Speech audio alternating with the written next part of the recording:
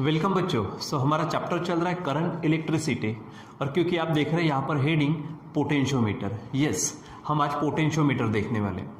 बच्चों इसके पहले हमने जो जो चीज़ें देखी थोड़ी बेसिक लेवल पर देखी, करंट क्या होता है, पोटेंशियल डिफरेंस, ओम्स लॉ, ठीक है, रेजिस्टेंस, कंडक्टेंस, रेजिस्टिविटी, कंडक्टिविटी, ये सब चीज़ें।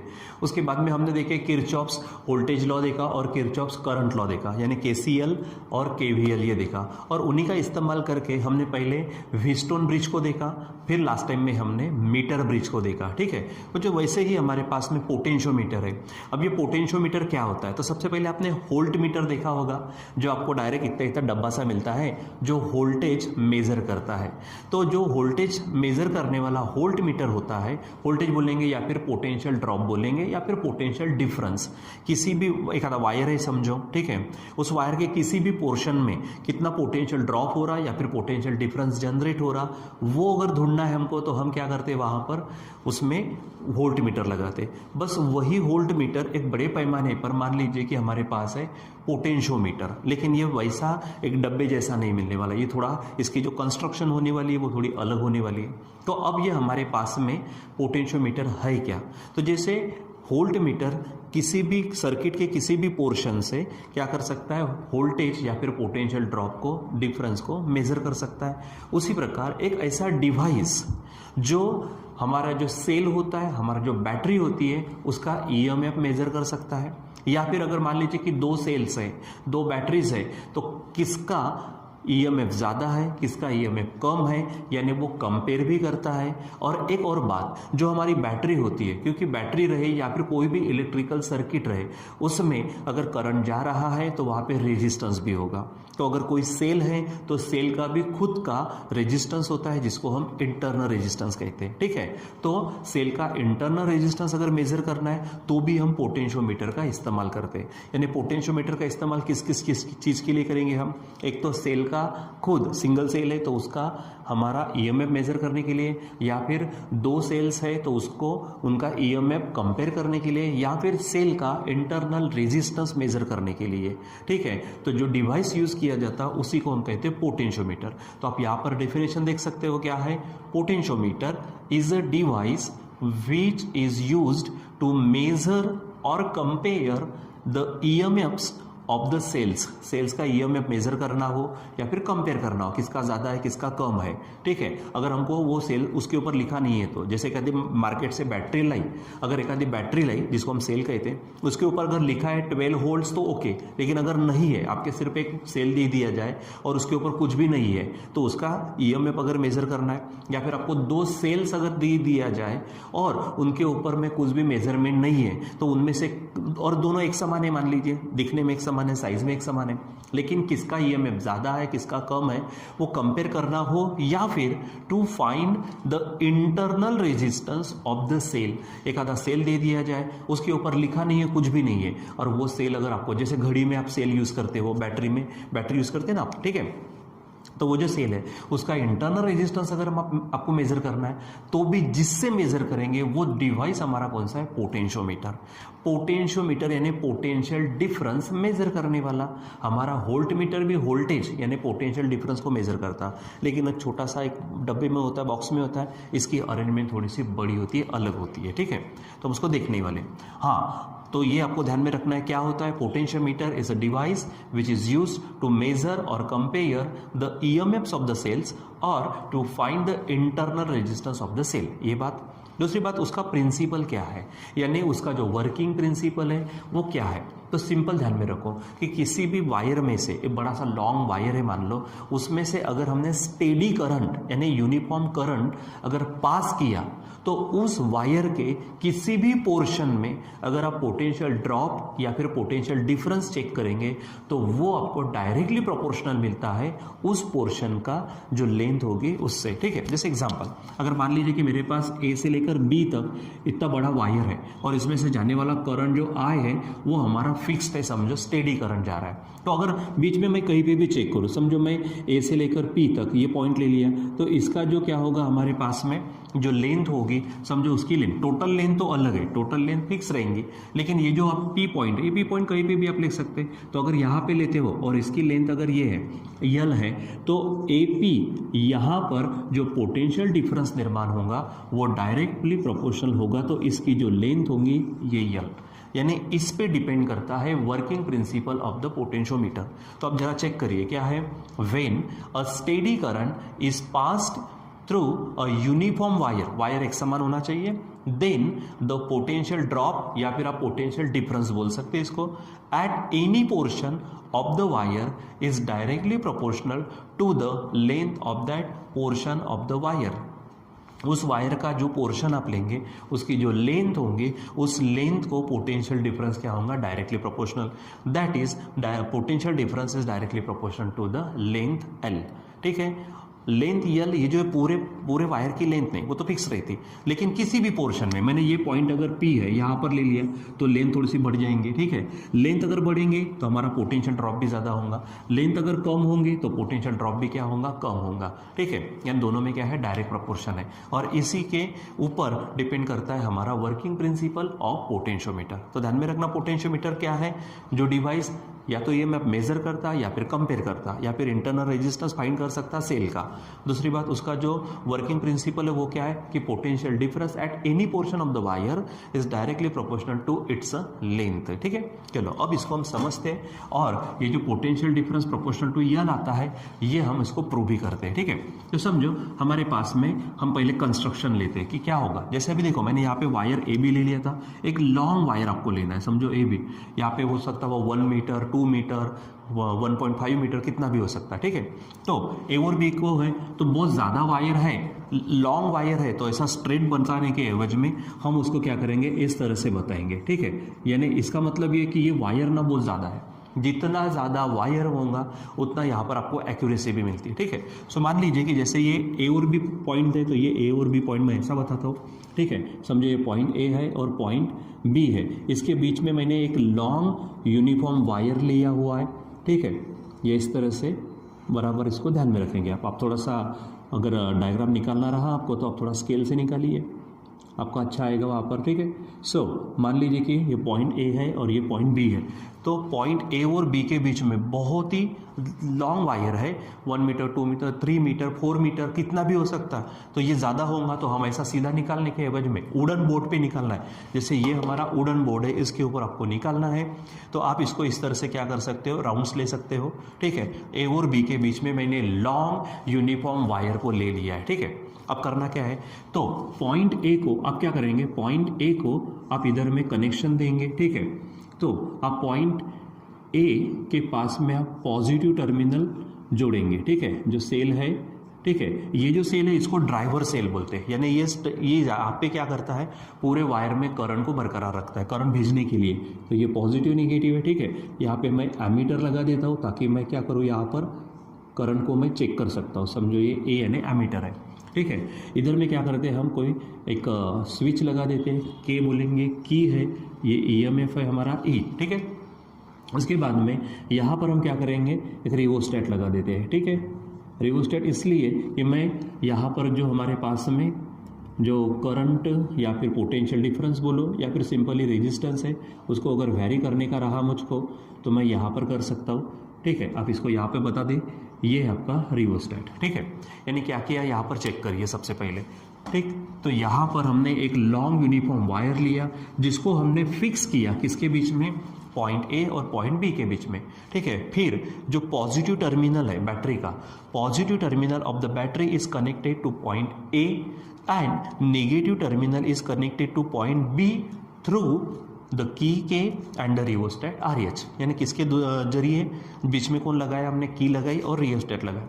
रिओस्टेट रेजिस्टेंस को क्या करता है, वेरी कर सकता है, जिसके कारण हम करंट को या फिर वोल्टेज को क्या कर सकते हैं, अपने अनुसार वेरी कर सकते हैं या फिर मेंटेन रख सकते हैं। ठीक है, और यहाँ पे जो एमीटर है ए, ये इसमें से कितना करंट जा रहा है वो आपको बताएंगे। ठीक है। तो अगर मान लीजिए कि आपको 2 एम्पियर का करंट इसमें से सेंड करना है, तो वो 2 एम्पियर पे फिक्स रखने के लिए हम रियोस्टेट का इस्तेमाल करेंगे। हमको करंट इसमें से क्या करना है, सेम रखना है। तो यहाँ पर ये सिर्फ पोटेंशियोमीटर देख रहे हैं, ये सेल का मेजरमेंट हमको नहीं करना, ईएमएफ वो तो अलग रहने वाला। हम सिर्फ आज प्रिंसिपल देखने वाले, ईएमएफ मेजर करना या फिर ईएमएफ को कंपेयर करना, वो हमारा इसका तो एप्लीकेशन है, वो इसका उपयोग है। अभी सिर्फ इसका हम जो पोटेंशियोमीटर का जो हमारा वर्किंग प्रिंसिपल है, यानी पीडी प्रोपोर्शनल टू एल, ये हमको ढूंढना है उसके लिए। तो इसलिए ये सेल का मेजरमेंट हमको नहीं करना है। ये हमारा ड्राइवर सेल कहलाता है, जो पूरे सर्किट में आपको करंट एक समान रखने के लिए, ठीक है, वोल्टेज प्रोवाइड करते रहेगा, पोटेंशियल डिफरेंस प्रोवाइड करते रहेगा। और वो अरेंजमेंट किसके जरिए होते रहेंगे, हमारी रियोस्टेट के जरिए। रियोस्टेट को आप बराबर इस तरह से अरेंज करते रहिए कि आपको इसमें से जो करंट जाएगा वो हमेशा फिक्स रहेगा, आई फिक्स रहेगा। ठीक है, चलो अब एक्सप्लेनेशन लेते। तो एक्सप्लेनेशन के लिए ये जो इस तरह से हमने डायग्राम निकाली हुई है, इसको थोड़ा सा सिंपल इसमें निकालते हैं। तो जो वायर ए और बी के बीच में फिक्स किया हुआ है, तो समझो हमारे पास में क्या है, ये है इस तरह से, ये वायर ए बी है, समझो मैं यहाँ पर बताता हूँ इस तरह से। ठीक है, और ए को हमने क्या किया, सेल का पॉजिटिव टर्मिनल कनेक्ट किया। तो मैं यहाँ पर इस तरह से बता देता हूँ, ये हमारे पास में क्या था, सेल था। ठीक है, ए, ठीक है, यहाँ पर इस तरह से, बस इतना ही पोर्शन मैं यहाँ पर बता देता हूँ। ठीक है, तो और इधर में आपको बताना है तो की वगैरह बता सकते हैं। ठीक है, तो ये ए और बी के बीच में जो वायर लगाया मैंने स्ट्रेट बता दिया। इसमें जो ईएमएफ यानी सेल जो है उसका ईएमएफ ई, वो यहाँ पे ये पॉजिटिव निगेटिव है, तो करंट इसमें से इस तरह से जाएगा, इधर से करंट जाएगा। ठीक है, इस तरह से सर्किट कंप्लीट होगा। मान लीजिए इसमें से जाने वाला करंट जो है वो आई फिक्स्ड है, स्टेडी है, यूनिफॉर्म करंट भेज रहे हैं हम। ठीक है, अब हमारे पास क्या है कि वायर ए बी है पूरा, लेते इसमें से कुछ चीज़ें हम यहाँ पर ले लेते हैं। लेट हमारे पास पूरा वायर, देखो ये वायर ए बी जो हमने यहाँ से इस तरह से लगाया है, ये वायर है। तो इस वायर ए बी का एल क्या है, लेंथ है, यानी complete total length of wire, total length of wire. ठीक है, उसके बाद में अब क्योंकि वायर है वो कंडक्टर है, तो उसमें रेजिस्टेंस भी रहता है। तो पूरे वायर ए बी का रेजिस्टेंस समझो आर है, यानी क्या बोलेंगे हम, रेजिस्टेंस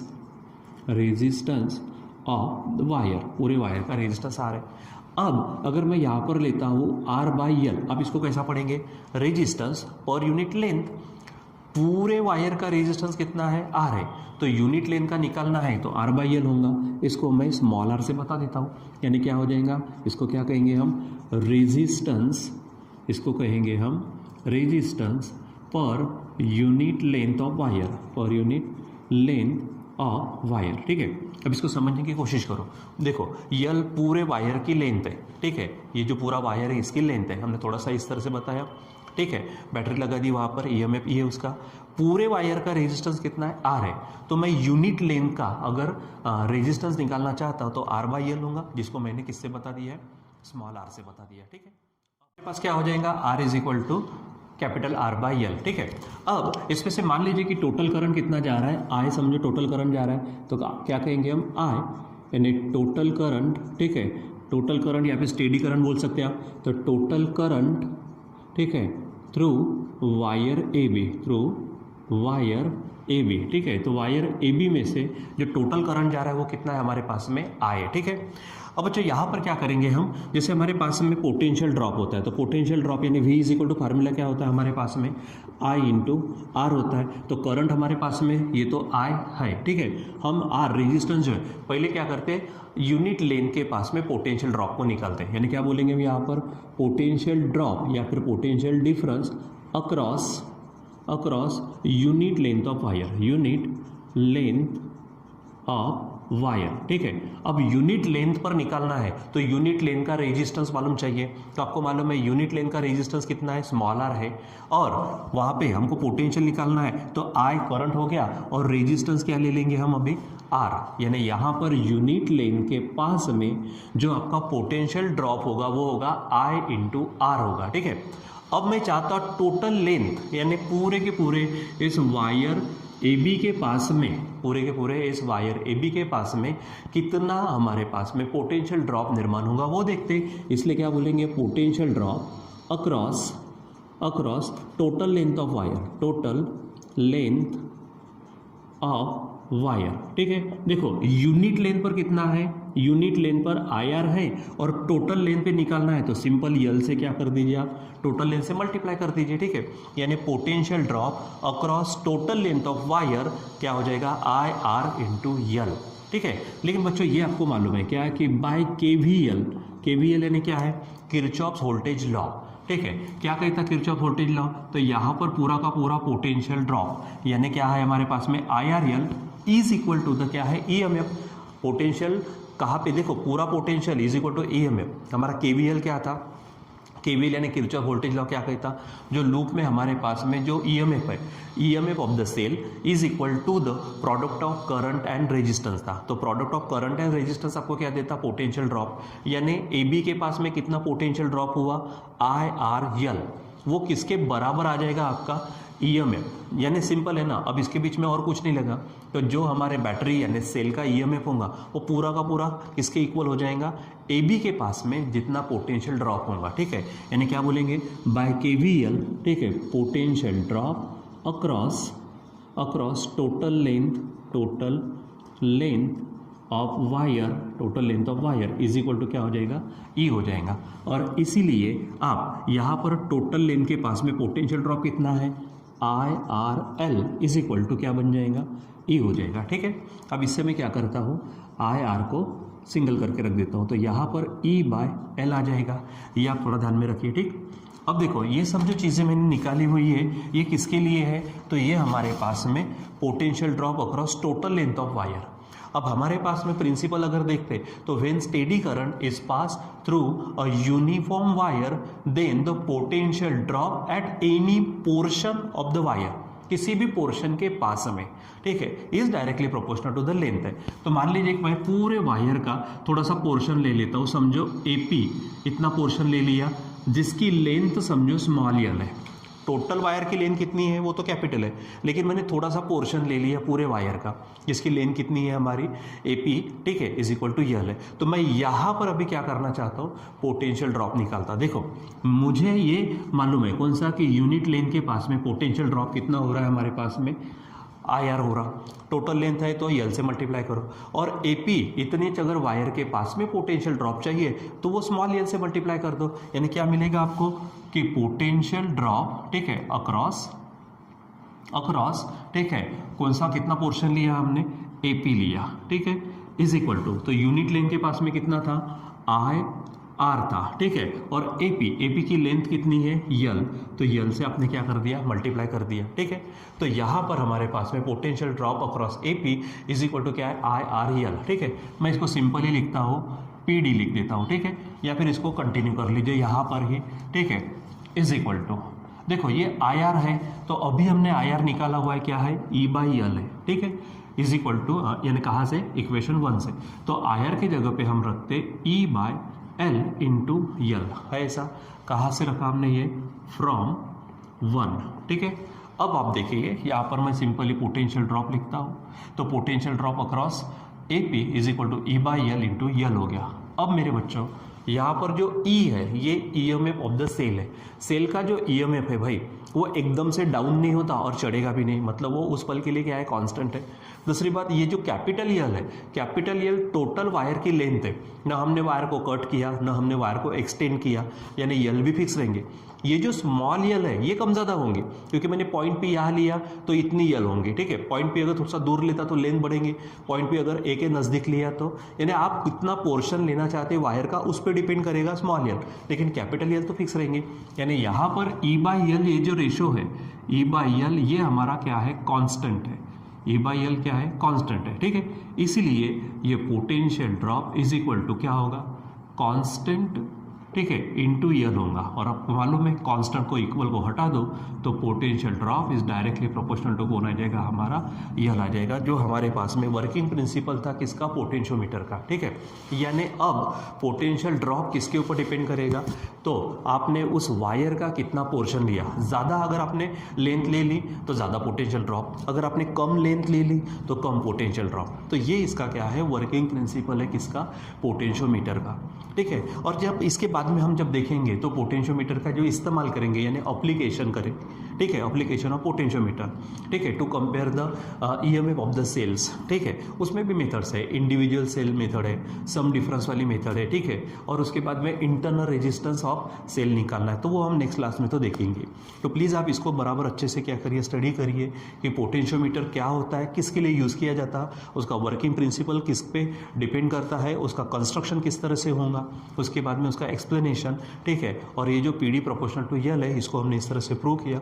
आप इसको भी बराबर अच्छे से क्या करिए, समझने की कोशिश करिए, ठीक है। थोड़ा सा कुछ रहा तो यहाँ पे वीडियो को आगे पीछे करके देखिए, और इनके अगर कुछ रहा तो आप मुझे कांटेक्ट भी कर सकते हैं, ठीक है बच्चों। सो आज के लिए बस इतना ही, बाकी का कंटिन्यू करेंगे बाद में। Till then bye.